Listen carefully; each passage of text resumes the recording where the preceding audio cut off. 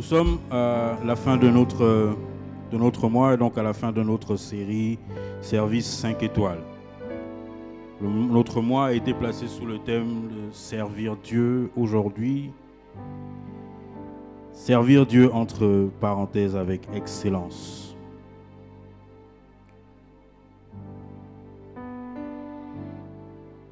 Le thème de mon message ce matin, c'est après la piscine. Après la piscine.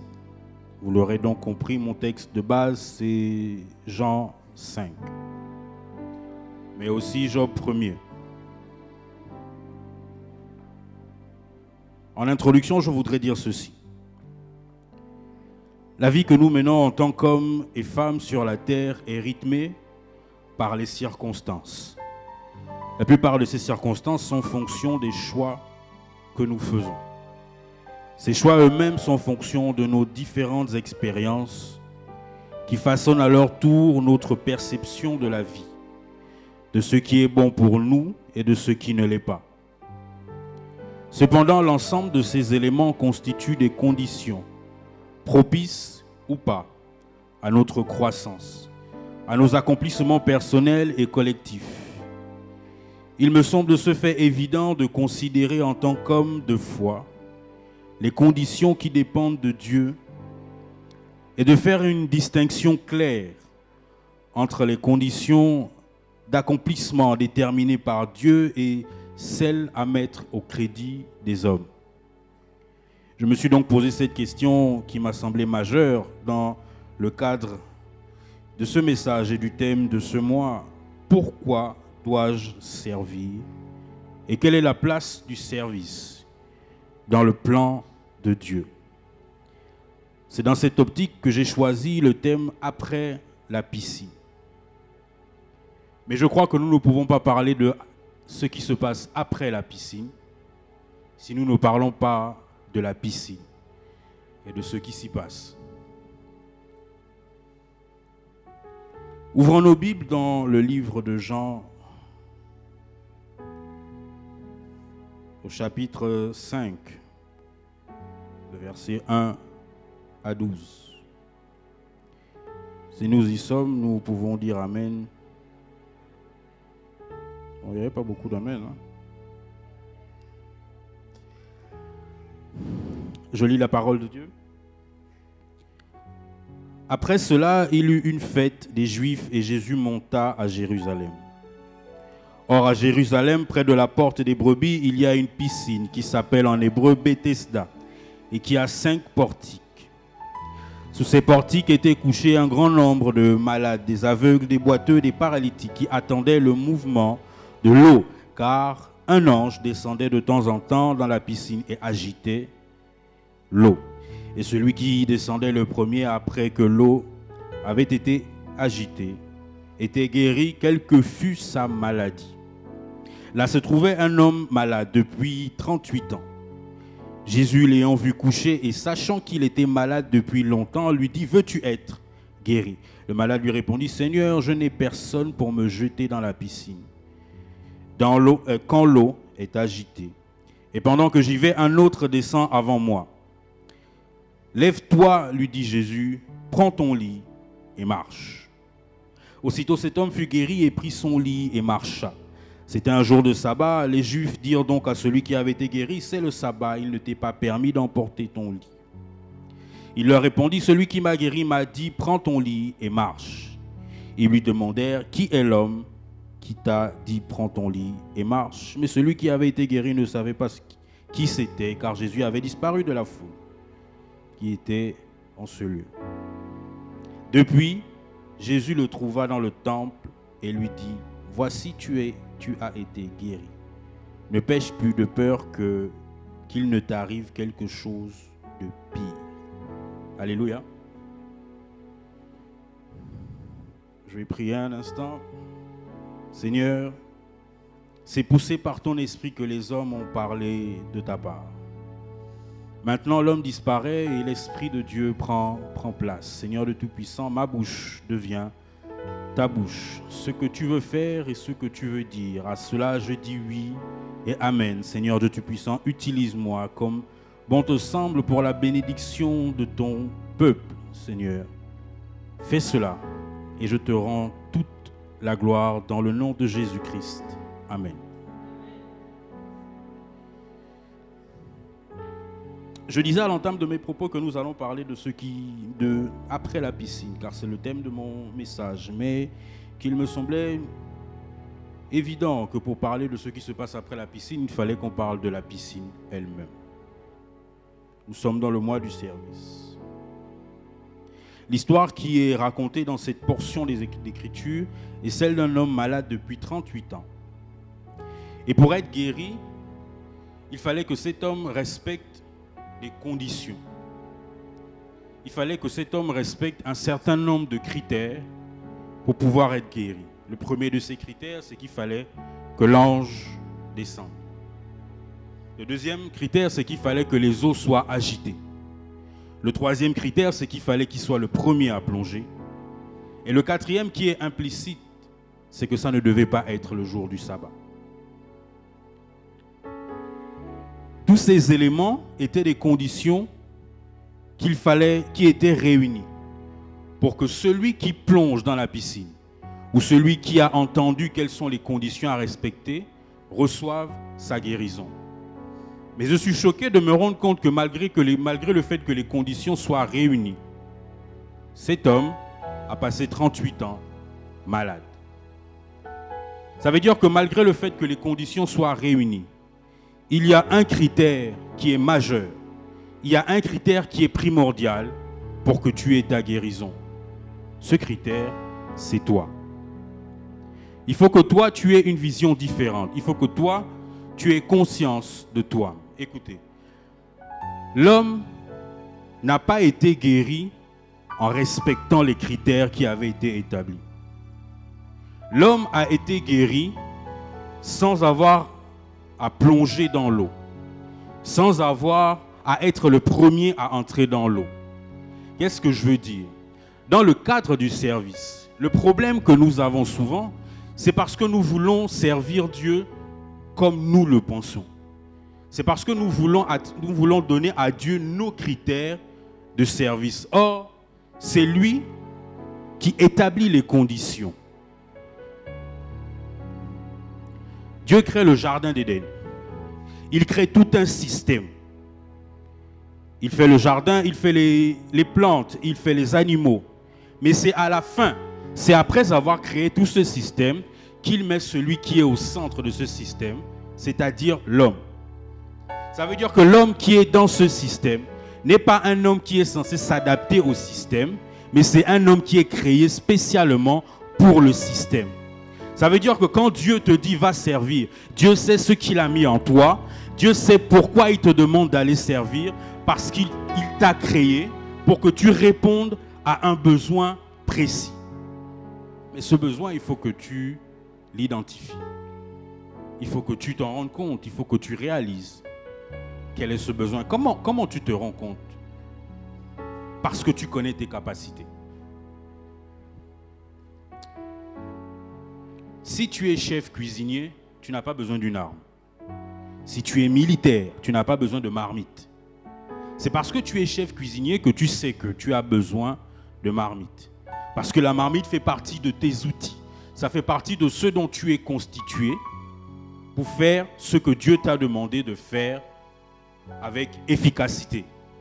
Ça m'amène à mon deuxième point, le lieu du service. L'église, c'est un lieu, et on nous l'a souvent dit, c'est un lieu de transfert. Un lieu d'échange des grâces. Le lieu où Dieu prend ce que tu as et il te donne ce que lui, il a. La Bible met l'accent sur quelque chose qui m'a paru bizarre. La Bible dit que Jésus, ayant vu que cet homme était malade depuis 38 ans.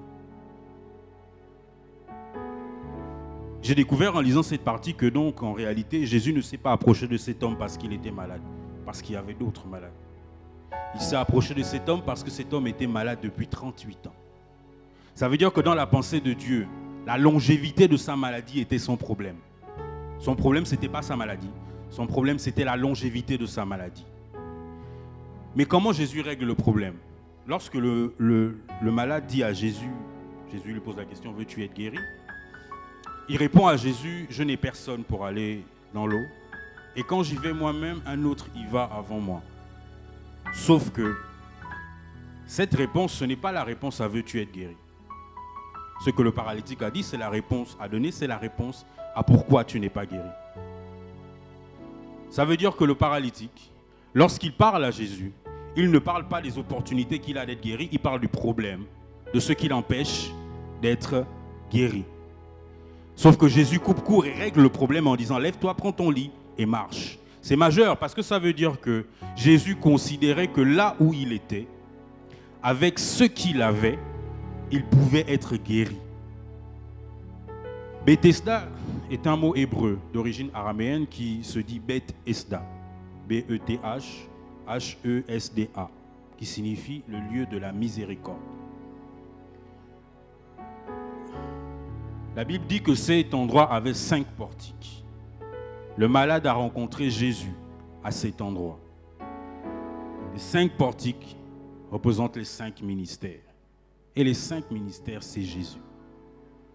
Qu'est-ce que je veux dire? Je veux dire que si tu es conscient de l'endroit dans lequel tu te trouves, si tu es conscient que dans ton église, là où Dieu t'a envoyé, il y a tout ce qu'il faut pour que tu sois guéri, pour que tu serves. Normalement, tu n'as pas besoin d'attendre les conditions que les hommes ont établies. Tu n'as pas besoin que le cœur te dise « va servir ». Tu n'as pas besoin qu'on t'appelle parce que tu es conscient que, étant un lieu de transfert, étant un lieu d'échange de grâce, si tu es à ce lieu et que tu en prends conscience, si on a la révélation, tu sais que servir, c'est ta responsabilité. Pourquoi c'est ta responsabilité? Parce que pour guérir le malade, Jésus dit, prends ton lit, lève-toi, prends ton lit et marche. Pourquoi il prend son lit? Pourquoi est-ce que c'est nécessaire de prendre son lit?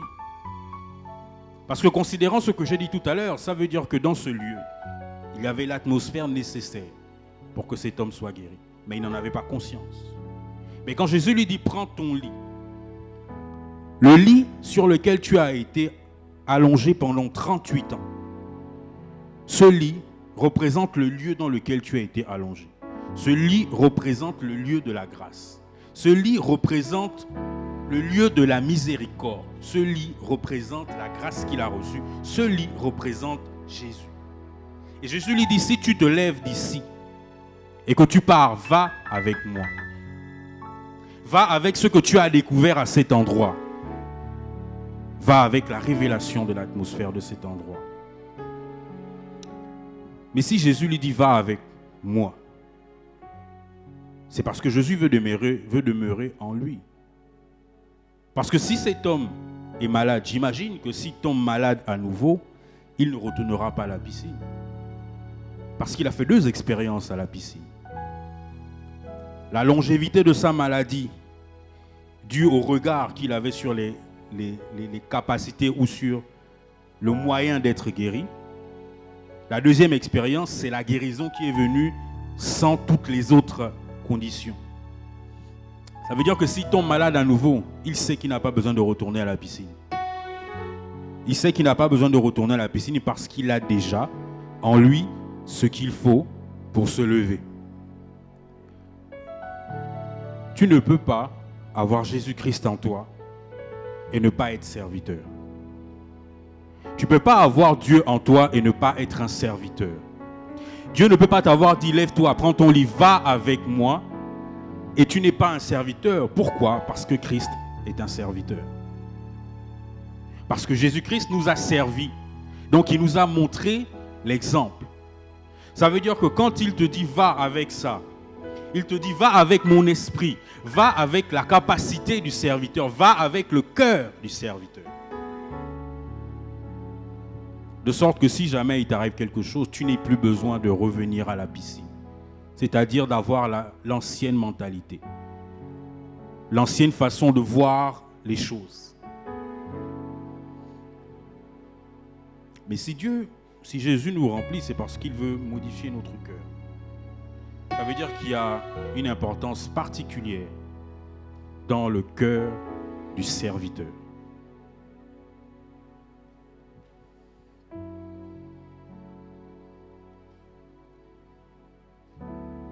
Le cœur du serviteur.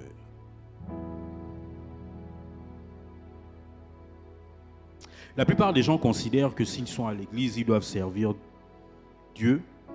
C'est une évidence, mais la réalité, c'est que nous servons Dieu au travers des hommes. Ce n'est pas Dieu qui est devant nous, ce sont les hommes. Et les hommes, étant imparfaits, peuvent nous frustrer, nous blesser, et ça peut refroidir notre envie de servir. Ça peut nous emmener à nous détourner de l'église.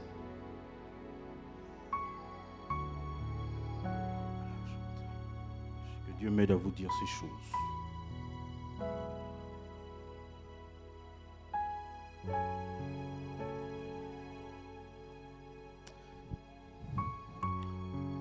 Ève est dans le jardin avec Adam. Ève prend le fruit, elle vit que le fruit était bon, Genèse 3:6, elle vit que le fruit était bon, elle mange le fruit, elle le donne à manger à Adam. Après cela, vous savez ce qui s'est passé. Dieu est apparu et Adam et Ève ont chuté.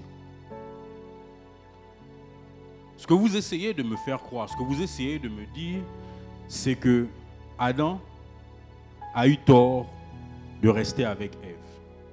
Pourquoi? Parce que Ève, en lui faisant manger le fruit, elle l'a tué. Ça veut dire que si je raisonne comme un homme, je vais considérer que Ève, quoi qu'elle ait été laide semblable, normalement je ne dois plus lui faire confiance parce qu'elle est capable de m'emmener à ma chute. Mais une petite parenthèse, quand Dieu crée Ève, il dit elle est laide semblable. L'aide semblable est censée t'aider, t'accompagner, t'aider à monter. C'est ce que Ève a fait. Ève a considéré que ce qu'elle donnait à manger à Adam était bien pour lui ouvrir les yeux. Ça veut dire que le problème de Ève, ce n'était pas l'intention qu'elle avait quand elle a donné le fruit, mais ce qu'elle a écouté. Ce qui a généré cette pensée. Donc tu as deux manières de voir les choses si tu es Adam.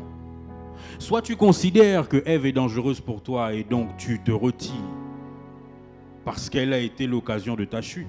Soit tu considères qu'en réalité son problème c'est qu'elle a mal écouté et qu'elle a écouté ce qu'il fallait. Et que donc ta responsabilité en réalité c'est de l'aider à mieux écouter et à écouter la bonne voix.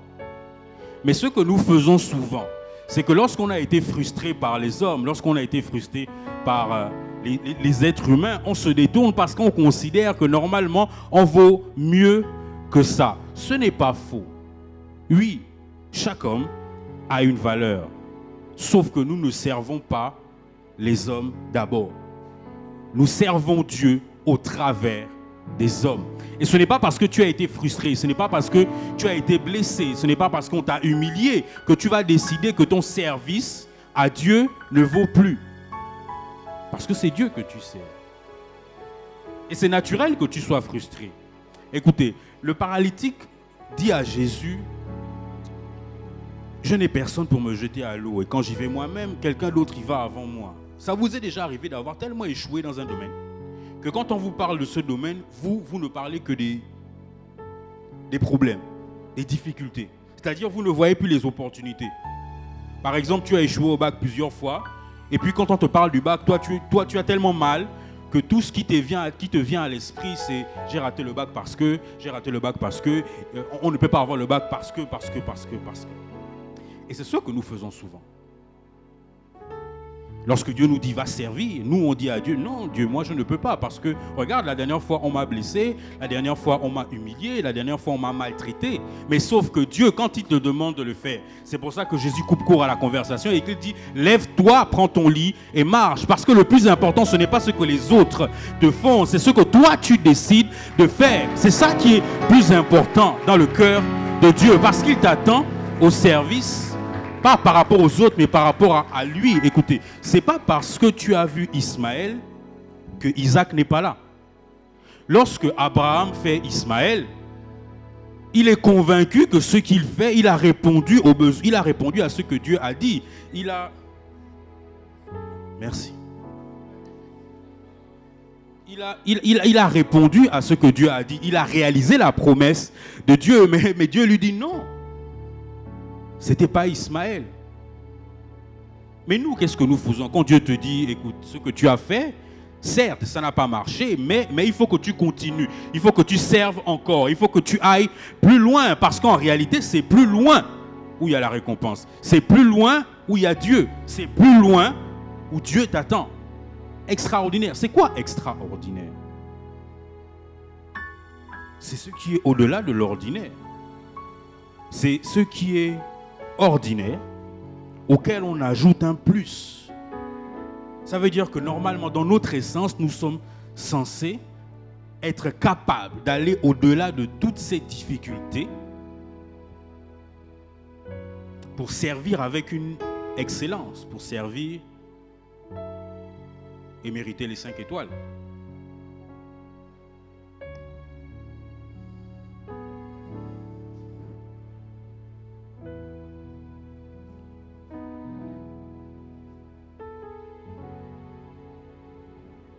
Je parlais du cœur du serviteur.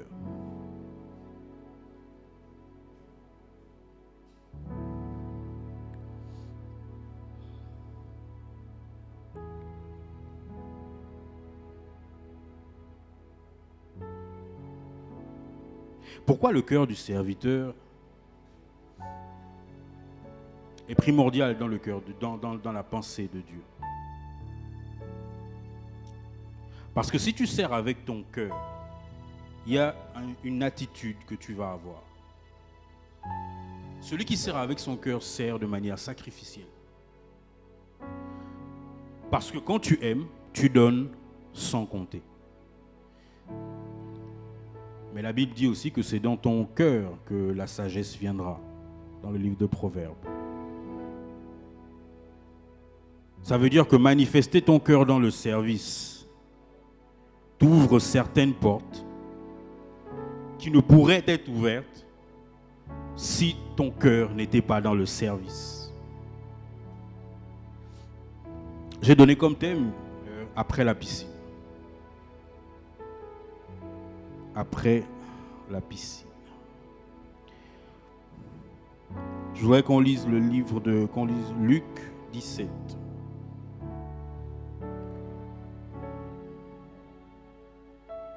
Luc 17. Verset 12. Comme ils entraient dans la ville, 10 lépreux vinrent à sa rencontre, se tenant à distance. Ils élevèrent la voix et dirent: Jésus, Maître, aie pitié de nous. Dès qu'il les eut vus, il leur dit: Allez vous montrer au sacrificateur. Et pendant qu'il y allait, il arriva qu'ils furent guéris. L'un d'eux, se voyant guéri, revint sur ses pas, glorifiant Dieu à haute voix. Il tomba sur sa face aux pieds de Jésus et lui rendit grâce. C'était un Samaritain. Jésus, prenant la parole, lui dit: N'ont-ils pas été guéris? Les 10 n'ont-ils pas été guéris? Et les 9 autres, où sont-ils? Ne s'est-il trouvé que cet étranger pour revenir et donner gloire à Dieu? Puis il dit: Lève-toi, va, ta foi t'a sauvé.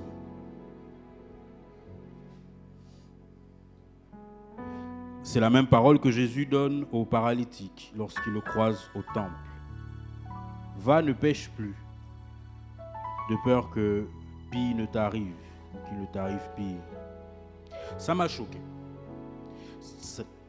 Ça m'a choqué que Jésus dise à ce lépreux: ta foi t'a sauvé. Le lépreux était déjà guéri.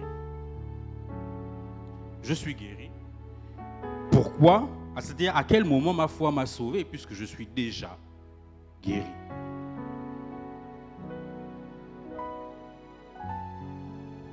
Je vais devoir courir parce que je n'aurai pas le temps de tout dire. Mais donc, aller à l'essentiel.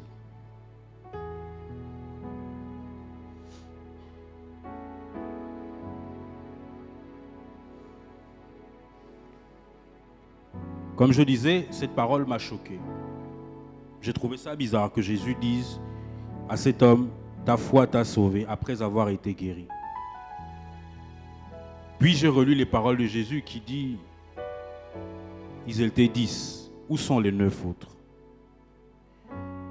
Jésus leur dit, allez vous présenter au sacrificateur. Et lorsqu'ils sont sur le chemin, il arriva qu'il fut guéri.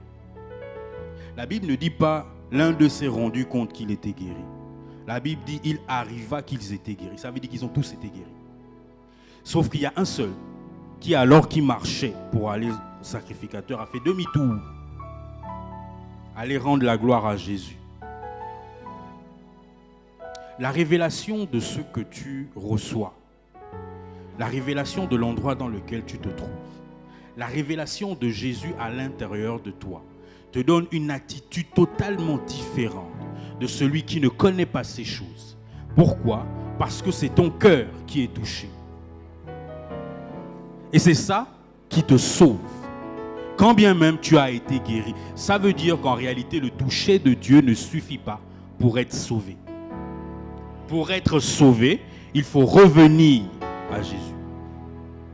Dans Jean 5, c'est le malade qui se retrouve au temple. C'est au temple que Jésus scelle sa guérison en lui donnant l'instruction qui lui permettra de ne plus être malade. Sauf qu'il fallait qu'il se retrouve au temple après la piscine. Je suis choqué de voir que cet homme n'est pas retourné, ne soit pas retourné à la piscine pour aller dire aux autres que j'ai été guéri. Pourquoi est-ce que vous restez là? Non. Pourquoi? Parce que quand tu sais qui t'a guéri, quand tu sais comment tu as été guéri, le seul endroit où tu as envie de te retrouver, c'est au temple. C'est au temple. Sauf que tu ne vas pas au temple pour te balader, tu vas au temple parce que tu vas rendre la gloire à Jésus-Christ. Mais comment tu es sauvé? Comment ta foi te sauve? C'est parce que quand tu vas pour servir. La Bible dit qu'après cela, l'homme alla et annonça aux Juifs que c'est Jésus qui l'avait guéri. C'est après le temple. Ce n'est pas avant le temple, c'est après le temple. Ça veut dire qu'après que Jésus ait scellé sa guérison, il a commencé à servir les intérêts de Jésus, en annonçant que c'est Jésus qui l'avait guéri. Le problème que nous avons souvent, c'est parce que nous considérons que servir Jésus est un fardeau supplémentaire. J'ai besoin de 2 personnes. Si vous pouvez venir. Vous deux. Oui, très vieux. Chacun va prendre un sac.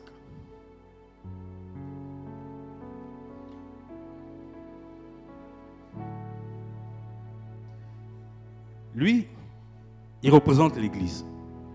Lui, c'est toi. Chacun de vous a un fardeau. Son fardeau, c'est Dieu qui le lui a donné. Son fardeau, c'est Dieu et les hommes. Pourquoi les hommes? Parce que c'est un homme. Ce que vous faites souvent, c'est quand Dieu te dit, toi, aide-le à porter son sac. Toi, tu refuses parce que tu dis à Dieu, j'ai déjà mon sac.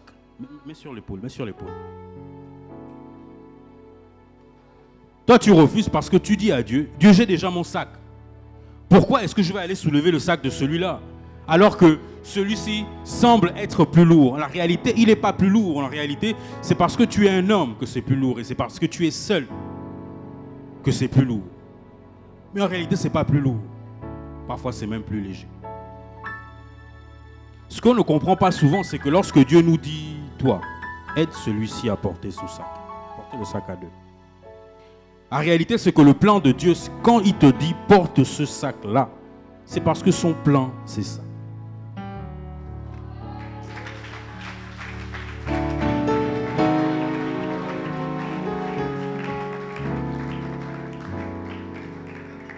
Quand Dieu te dit serre, c'est parce qu'il sait ce qu'il a mis en toi. Et comme Dieu est un père, il prend soin de ce qui lui est utile. Là, il y a des cuillères. Une louche, une cuillère pour le service à table, une cuillère à dessert et une cuillère à soupe. Si je veux utiliser cette cuillère et qu'elle est sale, je ne peux pas le faire. Quand bien même j'aurai faim, quelle que soit ma faim, si je dois utiliser cette cuillère et qu'elle est sale, je ne peux pas le faire. Je suis obligé de la laver. Je suis obligé de la rendre propre pour que je profite pleinement de mon repas, et si je suis celui qui offre le repas, si je la lave et qu'elle est propre, je profite du repas, mais mes convives, mes invités profitent aussi du repas. Toi, nous sommes la cuillère. Dieu a besoin de nous pour donner un repas à ceux qui doivent venir à l'église. Dieu a besoin de nous pour donner un repas à ceux vers qui il nous a envoyés.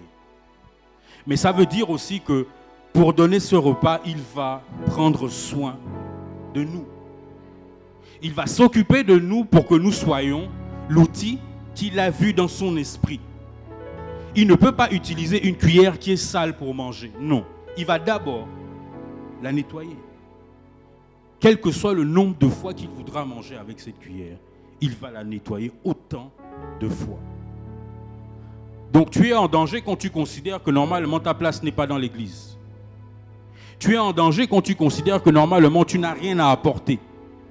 Parce qu'en réalité, nous avons tous quelque chose à apporter. Merci les frères. Mais ne partez pas. J'ai besoin de 2 autres personnes. 2 autres personnes. Non, ils ne partent pas. Ils sont là.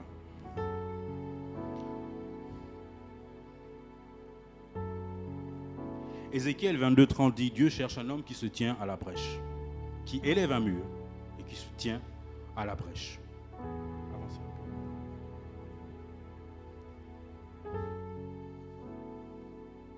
Ça, c'est mon mur. Mais il y a un problème avec ce mur. Il y a un problème avec ce mur. C'est qu'il y a un trou. Il manque une personne. Ça veut dire que si nous faisons face à 4 personnes, eux, comme ils ne bougent pas, ils ne peuvent pas bouger parce qu'ils sont le mur. Ils ne peuvent pas bouger parce que c'est ce qui est dit dans Habakkuk, ils sont à leur poste.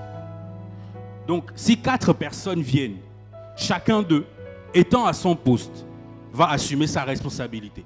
Chacun d'eux va prendre au moins un des 4 hommes qui viennent. Mais si 5 personnes viennent, chacun d'eux étant à son poste ne peut pas prendre la responsabilité de quelqu'un d'autre. Parce que Dieu l'a fait unique. Et donc le fardeau qui est sur lui, c'est Dieu qui l'a posé. Ça veut dire qu'à cause de la brèche, le 5e homme va rentrer. Mais ils sont le mur de l'église. Ça veut dire que celui qui est dans la maison, qui est censé être ici pour fermer la brèche, qui se retrouve à l'intérieur parce qu'il estime que ce n'est pas sa place, il met en danger ceux qui sont dans la maison, mais lui-même aussi. Parce qu'il est dans la maison. Ça veut dire que si le 5e homme est rentré, la première personne qui va en pâtir, c'est celui qui devait être à sa place et qui est dans la maison. Ça veut dire qu'il n'a pas les fondations nécessaires pour résister à ceux qu'il a laissés rentrer. Écoutez, Agar devient un problème dans la maison d'Abraham à cause de Sarah. Sarah considère qu'elle ne peut pas donner naissance au fils de la promesse, donc elle envoie Agar dans les mains d'Abraham. Sauf que plus tard, la Bible dit que Agar est devenue un problème pour Sarah, puisqu'elle était enflée d'orgueil. Elle a donc dû être chassée de la maison. Mais Agar était servante. Et quand elle était servante, elle n'avait aucun problème avec Abraham ni avec Sarah. Ton refus de te positionner à ta place parce que tu n'y crois pas, parce que tu n'es pas conscient de tes responsabilités, met en danger les gens qui sont dans la maison. Et comme la nature ayant horreur du vide, les personnes qui vont devoir être placées pour combler le vide. S'il ne peut y avoir qu'une seule personne ici, et que la personne refuse d'être là, on va devoir mettre par exemple 2 personnes. Mais ces 2 personnes, ce n'est pas toi. Ces 2 personnes, quand bien même elles viennent combler le vide, ces 2 personnes, ce n'est pas toi. Ça veut dire que ce que toi tu peux supporter, elles ne supporteront pas ça. Donc tu mets ces 2 personnes en danger. Tu te mets en danger parce que celui qui va rentrer dans la maison. Et comme toi tu n'es pas à ton poste. Écoutez, pour être là, au mur, pour être le premier rempart contre ceux qui attaquent, l'un des outils, c'est le bouclier. L'autre, c'est l'épée. pour bloquer les ennemis qui arrivent et pour les frapper. Ça veut dire que, étant positionné ici, Dieu va te donner les outils pour tes victoires. Ça veut dire que l'un des moyens pour toi d'avoir les victoires sur les situations que tu vis, c'est le service. C'est accepter d'être à ta place. Dans le livre de Job, Satan parle à Dieu. Bon, c'est Dieu qui parle de Job à Satan. Mais lorsque Dieu donne les instructions à Satan, Dieu dit ne touche pas à sa vie. Pourquoi? Parce qu'il a appelé serviteur. Le serviteur fait la volonté du maître. Si je n'ai plus de serviteur, personne ne peut faire ma volonté. Donc Dieu est conscient que quand bien même il peut vivre les situations difficiles de la vie, parce que c'est un homme, parce qu'il me sert, il n'aura jamais les mêmes victoires que celui qui n'a pas Dieu ou qui ne sert pas Dieu. Pourquoi? Parce que lorsque Dieu te positionne quelque part pour servir le plus grand nombre, lui se charge de tes combats.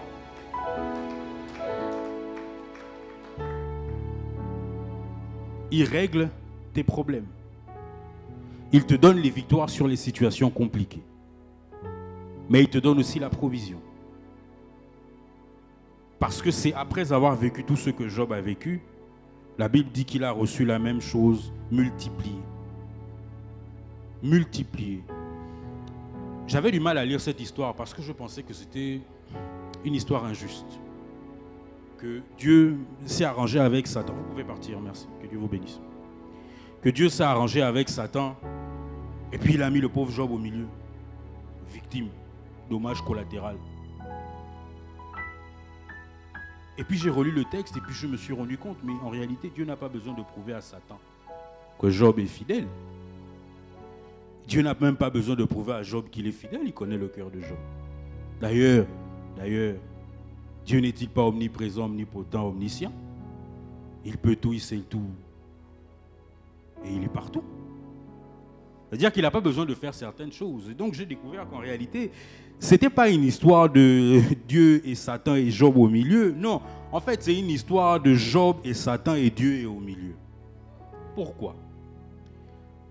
C'est Dieu qui parle de Job à Satan. Job répond en disant, mais c'est parce que tu lui donnes ces choses. Ce que Job dit en réalité, c'est... Pardon? Satan. Merci. Ce que Satan dit en fait, c'est que, mais en réalité, c'est parce que tu l'as appelé serviteur qu'il est fidèle. Pourquoi? Parce que tu lui donnes les choses. La réalité, c'est que le serviteur reçoit une contrepartie. Parce que même Hébreux 6, 10 nous le dit, Dieu n'est pas injuste pour oublier le travail que nous avons fait au sein. Ça veut dire que Dieu sait comment rémunérer ton travail. Et donc le diable joue sur ça. Satan dit, c'est parce qu'il est serviteur en réalité qu'il est fidèle. Et donc si tu ne lui donnes plus rien, est-ce qu'il va toujours te servir? On ne sert pas dans la maison de Dieu parce qu'on sait que Dieu va nous donner. Ça, c'est ce que tu fais à ton travail. Dans la maison de Dieu, tu sers parce que tu sais que Dieu a déjà donné.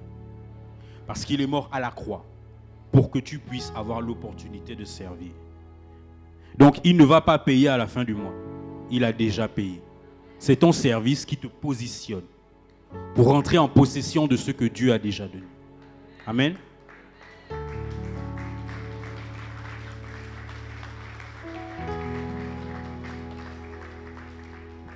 Pour conclure, après la piscine, pourquoi?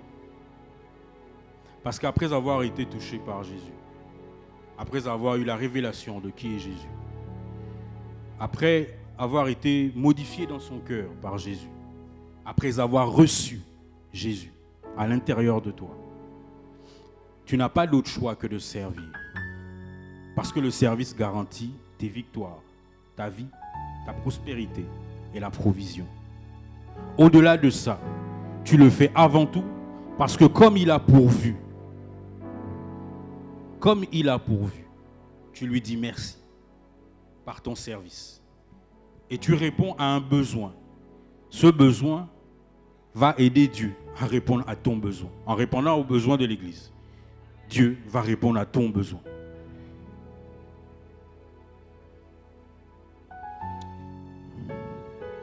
Je voudrais que vous fassiez quelque chose durant cette semaine. Que chacun de vous fasse une liste de toutes les situations difficiles dans lesquelles Dieu l'a sorti. Tout ce que tu pensais être insurmontable, tout ce que tu pensais être inatteignable. Fais une petite liste.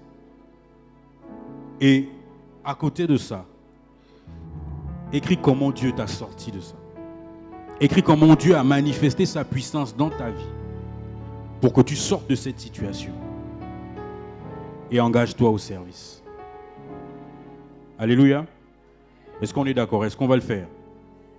Donc on se donne rendez-vous dimanche et vous allez tous lever la main pour... Non, pas pour témoigner, pour servir, pour vous engager au service. Alléluia. Merci de m'avoir écouté.